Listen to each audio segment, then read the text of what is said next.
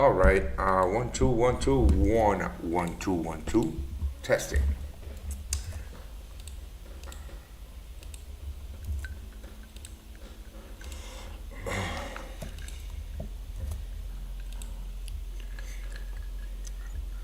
All right. Hey, hi, Vasily Lomachenko in the house. All right. One. So I think everybody can hear me. Yeah, I think everybody can hear me. So go ahead. Go ahead. Ask away. Tan Lee, can we take TP on USD CAD? Mate, you do you, right? I haven't taken anything off my trade. My stops are a break even, and I'm actually looking to add to my longs here. Vasily, I'm sorry, Vasily, ask away, mate. Ask away. Yeah. Lomachenko.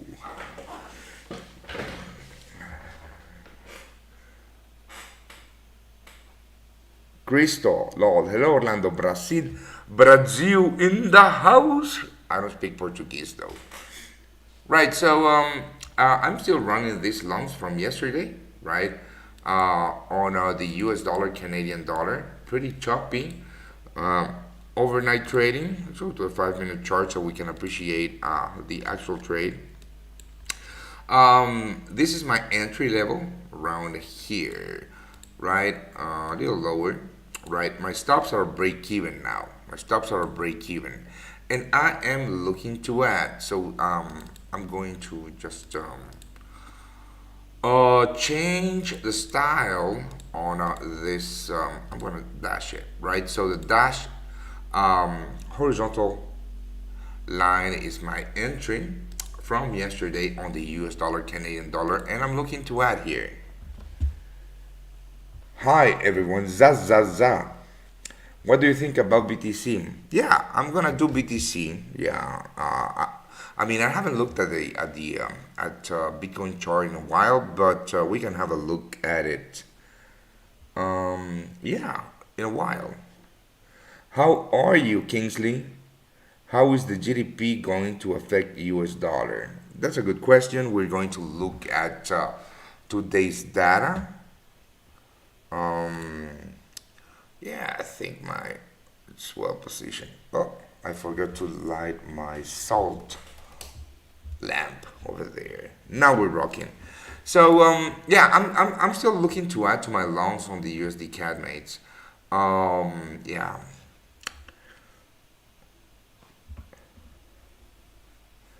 Right, so let's have a look at what the hell is going on in the markets.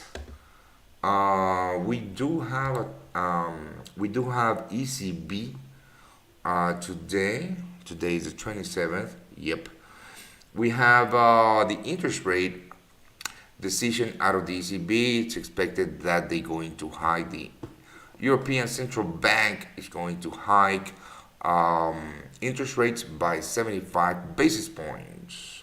Right, so I'm not looking to trade the euro before the interest rate decision. Um, and we do have GDP. It's GDP quarter over quarter, right? So it is expected a big beat in GDP growth out of the US that will be very good for our S&P 500 longs that we have with the swing trade group. My view on gold, that's a good question, mate. I have some pending orders in gold. I'll share with you in a while. I'm bullish gold. I'm bullish gold, and I'm going to show you why. Actually, why don't we have a look at gold right now? So this is what I have running in gold. Well, I don't have anything running in gold, but I'm going to tell you what I do have. So a couple of things that I did yesterday. I placed some buy limits, and I'm going to explain to you those buy limits. But first of all, I want to show you something that I'm working on, right? So even though I am bullish on gold, I am testing. Well, not live because I'm still you know gathering data for this exact setup. Even though I'm bullish in gold, my power buy zone is all the way down here around the 1655, right? And the entry model that I'm working on is this one right here, the short position after the bear trap out of the previous high of the pullback, right? So yesterday it yielded a very nice 2.8, let's call it a 3R, but that is still in the works. I just wanted to show you. So gold, mates, gold, I'm very bullish in gold, at least on the short term. And I am not going to get in on a buy at these levels, right? Now, if you remember at the beginning of the week, just let me have a sip of water.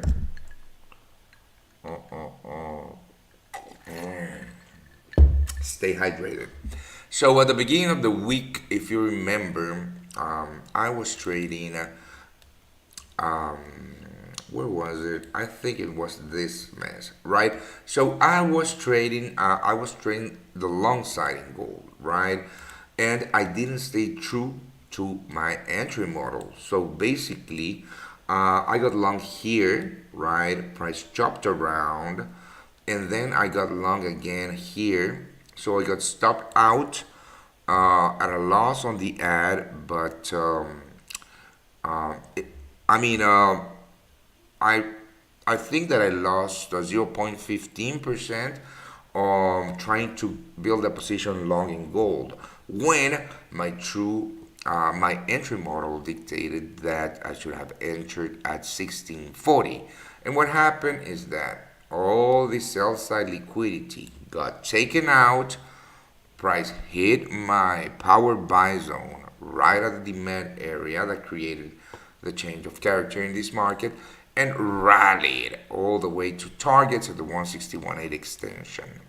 So now, mate, now I am basically trading, not trading still because I haven't been triggered yet on this one, but I have placed a buy limit on the exact same setup, right at the demand zone that created the break of the structure. This one right here, this is not the true break of the structure, right? Because this is still a lower low than the previous, the lower high than the previous higher high.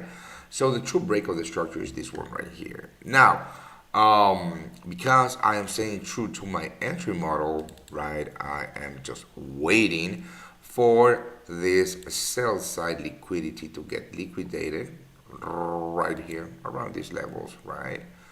And for price to mitigate not my supply zone, the demand zone, but the demand zone that created the break of the structure right at my power buy zone. So this is a 7.17 R. Let's call it a 7.20 R.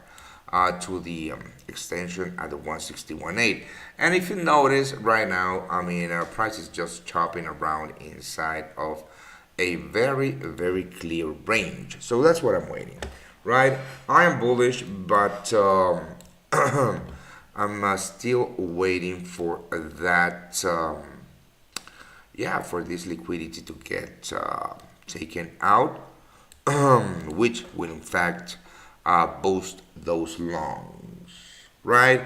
Nothing is given in the markets, but the probability of success of this setup is way much higher than trying to buy at a random spot, right? Just because you don't want to miss the move. If gold rallies and breaks with this high, right, the 16, let's call it 1675, then I will have missed the trade, but it's fine because if I take a trade right now, right, if I look for a long, I will probably find or convince myself that what I'm looking at is in fact a good setup for gold. When trading inside of this range, really, no, I don't think it breaks even in the long term. I think it loses money in the long term. So it doesn't matter if I miss the trade, because if I were to buy here on the long run, doing the same thing over and over and over loses money. So yes, I am bullish on gold, but I'm waiting for price to mitigate the 1655 level or so. So that's my view on gold, right? Ooh, ooh. Let's. I'm looking at the USD CAD, and I think I missed my entry because I was setting up. I was setting up the, this live show. So my entry is here around the. Actually, my entry is at the 35.55 level, right here, right here. So I was looking at possible entries here in gold, on on a mitigation of this demand zone, right? This would be my power buy zone, but I'm really not convinced on this particular setup. So that's one of the reasons why I didn't place a buy limit, right, when I saw price breaking with these lows. And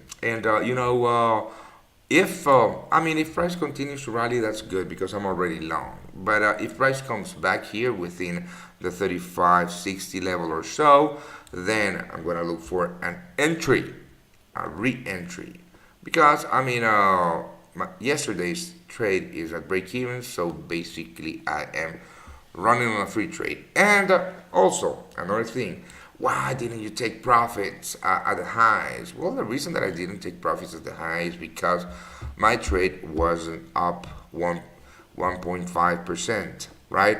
So that's another thing. I I only take partial profits when my trade is up around 1.4, 1.5%. So I take 1% off as profits because normally that's my risk, right? So I'm really running a free trade after that with stops at break even. If and mathematically speaking, if I were to take profits when my trade, and think my trade was running at the heights, at the very heights of the move, it was running at around 0.8% in profits. So doing that completely fucks my long-term profitability trading this setup. So it's not that I rather, but mathematically proven, it is mathematically proven that it's better to take profits at when my trade is up 1.4, 1.5%, than taking profits here, and it's more profitable to not take profits and sometimes getting stopped out of break even than it is every single time taking profits before that threshold. So yeah, that's me on the USD CAD. Apparently that was the power buy zone, but you know what? That's okay. Let's find another trade. Let's find another trade. Let's have a look at Bitcoin. I haven't traded cryptocurrencies in a while. Oh, I remember this. This was another setup that I was waiting for in Bitcoin. That did not happen. I completely and utterly forgot about this. So let's remove all the drawings. And what do we have here? Let's go. This is the hourly chart. Let's go a little bit higher, right? A 2 hour chart. So, the 3 hour chart. Just by looking at price action here, right, you might think, oh, fuck, I missed the move. Well, no, you didn't, and we didn't. These lows around the 18,200 level, was the level that is, and is a level that is capping the downside in this market. Now, price has broken the level that was capping the upside in this market. So right now it is pretty certain that buyers or bulls are in control, at least on the short term, right? But buying here is just burning money. So what are we going to do? We're going to find an entry lower. Now, the first thing that we need to look for is price retesting the 2400 level, right? And seeing a bull trap, right? A reaction. Weak players, weak traders, trying to buy the dip at the retest of the previous broken highs, which is a very weak play because that what that does it only creates sell side liquidity to boost the move to the actual demand zone. So I don't know where we are going to find that demand zone because the change of character in this market is not that clear, right? Now, just by looking at price action, we have this consolidation here before the move to the upside. So why don't we go ahead and plug the volume on this market, right? This is just the volume of every single one of these 1 hour candles, right? And what I look here is for build up in buying volume, right, at the consolidation before the impulse, right? So basically this should be the demand zone on the hourly. You have a buy limit at 2600. 2600. Oh boy, you're going to be the liquidity. I mean, I can't tell you what to do, but I wouldn't buy there. I mean, at all. To me, it's burning money. So the 17-minute chart, right? This is the thing, right? This is the thing, okay? Normally, what tends to happen in these scenarios, just a quick look at the USD CAD on my other screen. Yes, that was the power buy zone, but that's fine. So what tends to happen in these scenarios, mate, is weak players trying to buy the retest of the previous broken lows. When in fact, if you look at price action right now, right, this is the 17-minute chart. I just like the number 17. There's no reason behind why I use the 17-minute chart. So don't even ask, right? But what you need to look at, first of all, here, right, the momentum to the upside has dried up. Now, not only that, but just look at price action itself, right? Price has printed 2 lower lows, right? This by no means is a flag for a reversal, but it is a super red flag for a pullback. So what's going to happen? First of all, this is liquidity that has been built up here, right? Right at your level, mate, right at the level that you want to trade. So this is sell side liquidity. This is the first traders are going to get stopped out. Then we have more sell side liquidity here, right? These are the second traders that are going to get fucked. Then we have some imbalances in this market. We have an imbalance here. That this is the imbalance that I am looking at. Imbalances in the market are what you commonly know as gaps, right? We have an imbalance here, an imbalance here. So an imbalance, basically, guys, is when there's a big move in any direction, in this case to the upside, which means that there were a ton of buyers, and when imbalances are created, it means that there were not enough sellers to counterfeit those buy orders. So those big volatile moves from a ton of buying pressure, buying volume without much selling volume, which means that right here, buy orders were super heavy and sell orders were not strong enough, counterfeit that, that pressure. So that creates imbalances in the market. And my entry model dictates the following, right? First of all, I am always going to trade with the with the trend. So here I am looking for buys. More importantly, because the last sweep to the downside was this one right here. So this was the last break of the structure to the downside, right?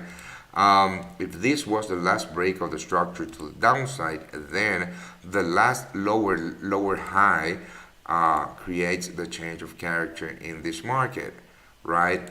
Then after the change of character in this market, to me personally, the upside is not confirmed until we have a break of the structure, right? A break of the structure. Now the upside is really confirmed in this market, and I am looking for a deep buys. I'm looking for pullbacks, right? Pullbacks towards the demand zone that created this break of the structure. So when I see this, liquidity being built up here, liquidity being built up here, and more liquidity here, that is a very strong flag that a pullback is going to happen.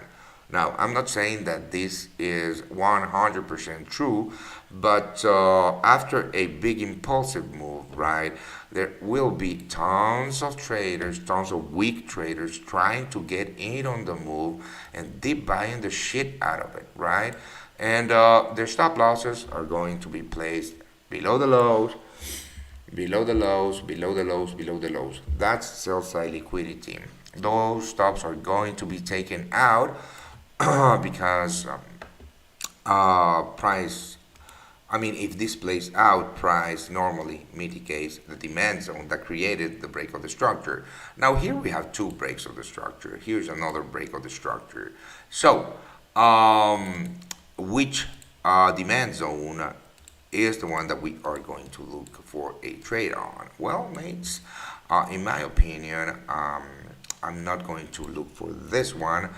I'm going to look for the demand zone below the second imbalance. To do that, let's go to the lower time frames. 5-minute chart. Right, 5-minute chart. Raka. So here's that imbalance, right? Here's that imbalance. Very fucking clear imbalance. Eyeballing it. Demand zone should be this it's not consolidation, this accumulation here, right? So this would be the demand zone, and my entry. Let's have a look at the power buy. Here, power buy. I need my crosshair to power buy. Right there. So, oh, my bad. Yeah, there you go. So, shit, my bad. I haven't had my coffee yet, and it's 2:50 a.m. here. So you are going to have to forgive me for sometimes being a little bit slow. So my power buy zone would be, oh boy.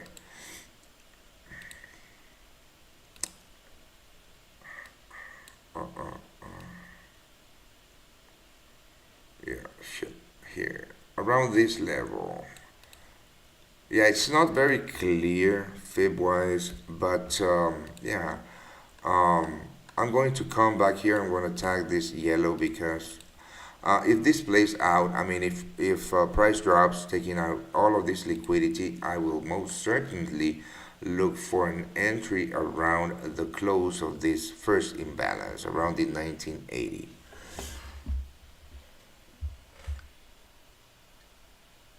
You're more than welcome, Vasily Lomachenko. Yeah, I like this. I really do. Gold is still inside of that range. The S&P 500, I'm still long. Yeah, I'm still long. Let's have a look at. I'm going to delete all of this. Let's have a look at what we can trade here. Not yet, right? Remember that we do have GDP numbers. At 6:30 a.m. and it's 3 a.m. in 3 hours and a half. 1 hour before the market opened, the U.S. open. Let's have a look at what the hell has happened. Now, these were the Asian session lows that were taken out at the London Open, right? And I reckon these are the Asian highs, the Asian session highs. I'm sorry, not Asian highs. So this is very bullish. Bearish, I'm sorry. Yeah, I don't know. It's not very clear. It's not very clear.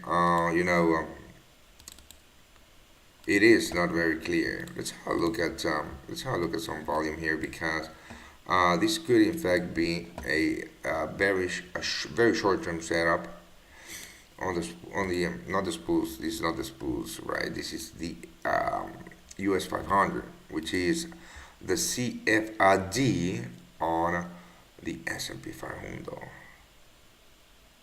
Yeah, so I mean, this looks good too. This looks good too. Now, buy side liquidity here, and it's the same thing over and over and over in the entry model, right? It doesn't matter if it's to the upside or to the downside, a bullish or bearish setup. It's the same thing. We have a gap or an imbalance here, right? So that's why I pinpointed this as the supply zone, right? This is the supply zone where sellers or sell orders accumulated and created this imbalance in the market, right? Now, no imbalance. Now the imbalance has I don't know if it has been filled or not, but yeah. So what I look for is right a an imbalance always very close to the demand or supply zone that I'm going to trade. Why? Because that I mean, if there's an imbalance, um, in this case below my supply zone, or if I'm looking for buys above my demand zone, that is a check on my checklist, which means that the zone, or in this case supply zone, that I'm looking at is the true supply zone because this is where sell orders accumulated, creating that big move, right? Creating that break of the lows, creating that imbalance. Now, the second thing that I look for is liquidity. In this case, buy side liquidity being built up, which actually could have in fact already happened right here. But because the imbalance wasn't filled yet, I'm pretty confident that this is the liquidity that I would be in fact trading if I were to take a trade here, which I'm not, right? So I always look for this because if it plays out in the sense that if this liquidity gets taken out, the probability of this supply zone getting mitigated is quite high. And then here is where sell orders will accumulate again, creating a very nice impulsive move. I mean, it's nothing out of the ordinary, mate. What I look on the volume is just accumulation of volume, right? This is by no means, something very, taking, or I'm not looking at actual volume in the market. I'm just looking at the volume within every single one of the candles. For example, here on the US dollar, Canadian dollar, I'm sorry, I'm going to sneeze. On the US dollar, Canadian dollar, right here on this demand zone, what I was looking at was just an accumulation of buy orders. I'm sorry, of buy orders within this range, the range that created the move to the upside, right? That's just what I was looking at. That's just what I look at. I mean, it works for me. But the reason that I was not confident on this particular setup was because of the lack of imbalance. There is one, right? There is a fair gap here. But if the setup doesn't check all the checks on my checklist, I would probably don't take it. Now, yeah, that's the US dollar, Canadian dollar, the pound. Nothing to do here on the pound, the Japanese yen. So, oh boy, let's have a look at the Japanese yen. I mean, I have traded the Japanese yen since I saw this. I mean, this big manipulation. I don't know if you look at the I trade mostly the US dollar and the Japanese yen. So that's why I look at DXY, which is the US dollar currency index, and the Japanese yen basket, which is in fact very similar, or the same fucking thing, but for the Japanese yen, right? And just have a look at the 3 week chart on the Japanese yen. The Japanese yen, what is this? This is new. Let's have a look. This is the very beginning. This is the first time I looked at this. This is funny. It's a dinosaur. I mean, the Japanese yen, since the pandemic highs, has lost a ton, about 35% of its value. Right now, uh, what I didn't like about this was this manipulation. This is pure manipulation at the lows. Pure manipulation because there was absolutely no fucking high impact event when this happened. Right? So, I am quite reluctant on trading the Japanese yen at this moment because this seems like a manipulative move from the Bank of Japan buying a shit ton of yens on the open market. So I am quite reluctant on trading the Japanese yen at the moment. What trade? Beginner traders. What trade are you talking about? Right. Let me leave this. What trade are you talking about? Um, I mean, I haven't taken a trade today. I haven't taken a trade today. I'm still running the USD CAD. Let's see how much I am up. Um, I mean, not enough. About 0.70% up on the USD CAD. I'm running it. I'm gonna let it run. No, I haven't taken a trade today, mate. I mean, it's early. I mean, it's only 3 a.m. I was looking at adding on the on the US dollar Canadian dollar right here, but as I explained, this was a dirty setup. So I didn't take it. But let's have a look. Let's look for trades. It's very choppy. Remember that today we have ECB, right? We have the European Central Bank interest rate decisions. So um, the euro markets are going to be choppy as fuck until the data hits the market. That means that the US dollar might also chop around. Equities, don't even say about it. You know, everything is going to be quite choppy. So, I mean, if I don't see something really good, I'm not gonna take it because, I mean, why would you take a trade just because you want to trade, right?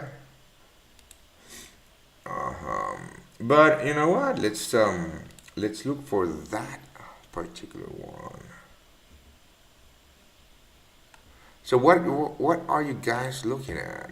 What are you guys looking at? That's my question. I'm sorry, guys. I don't think I'm gonna drink coffee today.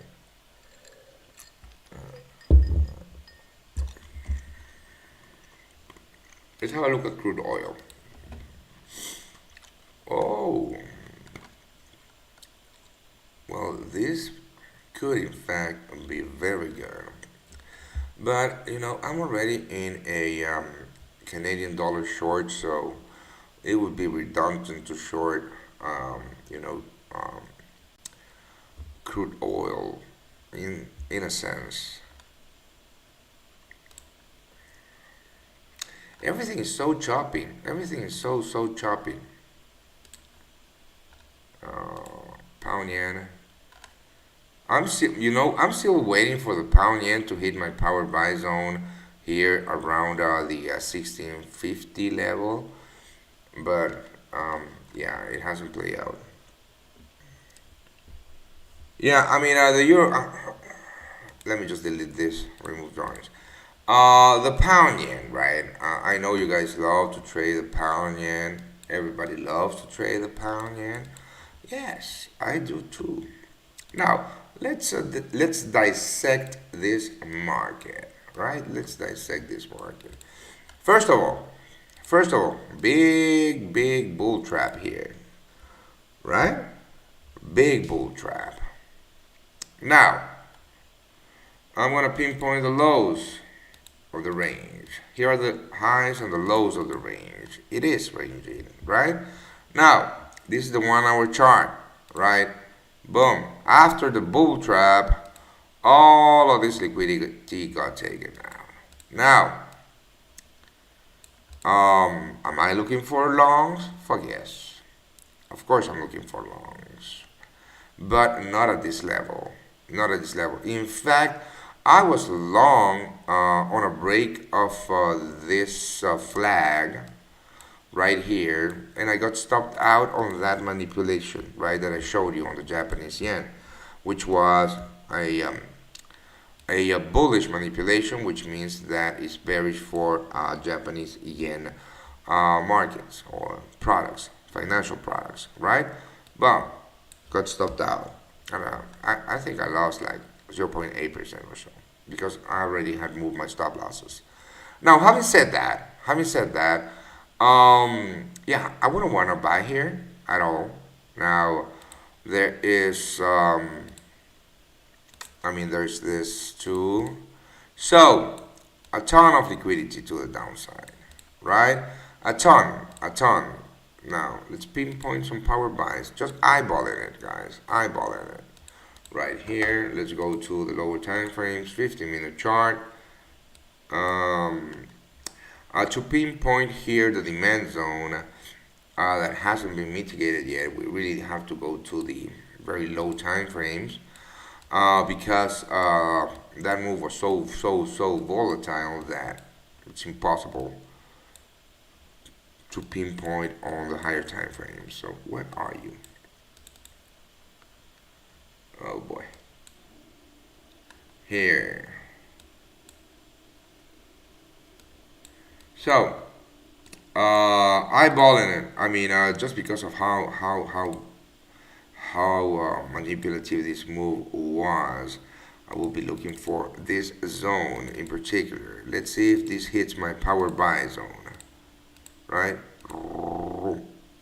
Ah, to the pip. This is not magic. To the pip. So, basically, I would love a buy around the 166 level with stop losses below demand zone lows right here, targeting the highs for a 6R or so. Right, I want to trade the impulse. I don't want to trade choppy market, choppy ranges. Wow, the USD CAD is flying. Now up 1%, 1%, up 1% on this trade. Phenomenal. So, what am I going to do here? I'm going to do this. Yeah, I mean, that was my power buy zone. Fuck. But you know what? It was a dirty setup. Now, what am I going to do? I'm going to wait for the break of this structure. I'm going to use the correct. I'm going to go to the 5-minute chart. I'm going to use the correct for my arrows here. I am going to wait for the break of this structure. Let's have a look at there's, I think it's here, here, and here. What are you? So the 161.8, which would be my first targets around the 36.25 level. Should this play out, and it looks like it is going to play out, very strong move. Now this should have created also a bearish move in crude oil, which is not that clear. You know what? But the thing is, in days like today, it's very super easy to burn money, right? Because markets are super choppy and ranging, just waiting for the release of this big data. So just be careful, and staying flat is also a position. Staying flat is also a position, and I think that what I'm going to do, I'm just going to manage my USD CAD long. As soon as this break of the structure happen, whoop, there we go. I'm going to take 1% off.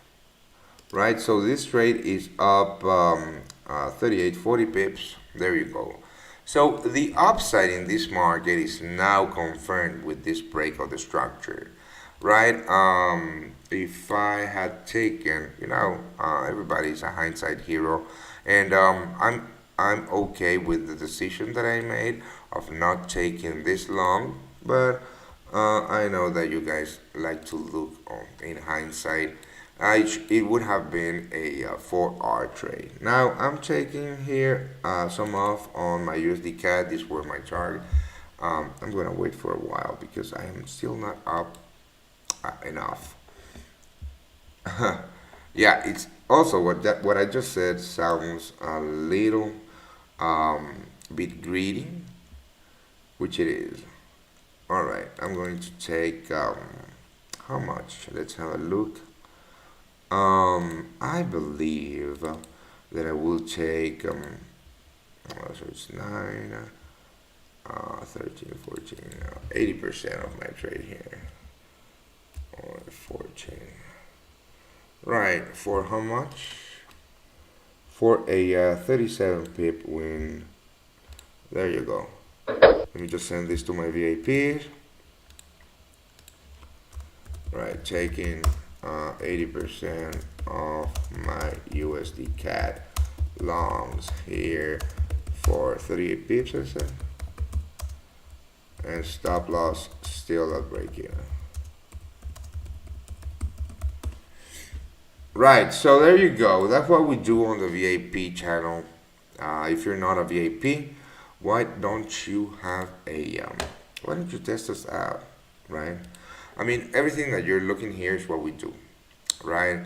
Sometimes I will miss trades, and I'm gonna be transparent with you that I missed them, and I'm also going to show you, like today, those possible setups that I didn't take and the reason why I didn't take them. So if you want to be part of the VIP team, I'm going to send you the link.